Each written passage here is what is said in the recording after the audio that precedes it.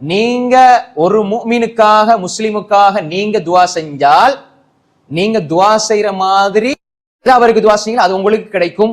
அது யாருடைய துவா தெரியுமா? உங்களுக்கு மலக்குடைய துவா கிடைக்கும். ஒரு மனிதன் இன்னொரு மனிதனுக்கு துவா செய்யறான். எப்படி துவா செய்யறான்? யா அல்லாஹ், இவரை மன்னிச்சிரு யா அல்லாஹ், அவருக்கு உதவி செஞ்சு விடு யா அல்லாஹ், அவருக்கு இந்த தேவை இருக்குது யா அல்லாஹ், அதை பூர்த்தி செஞ்சு கொடுன்னு நான் துவா செய்யறேன். அப்ப அல்லாஹு தஆலா இடத்துல நான் ஒருவருக்காக துவா செய்யும் பொழுது மலக்கு ஒன்று எனக்கு பக்கத்துல இருந்து ஆமீன் என்று சொல்லி வலக்க பிமிசில், உனக்கும் அது போன்று கிடைக்கட்டும் என்று ஆமீன் என்று சொல்லி போட்டு அவர் எனக்காக துவா செய்கிறார். நாங்க இன்னொரு ஆளுக்காக வேண்டி துவா செஞ்சா நிராகரிக்கப்படாத துவா, மலக்குமார்கிட்ட துவா எங்களுக்கு கிடைக்குது. நாங்க இன்றைக்கு அடுத்தவங்களுக்கு துவா செய்யற பழக்கத்தை உண்டாயிக்கொள்ளணும். அடுத்தவங்களுக்கு துவா செய்யறத அந்த பழக்கத்தை உண்டாயிக்கொள்ளணும்.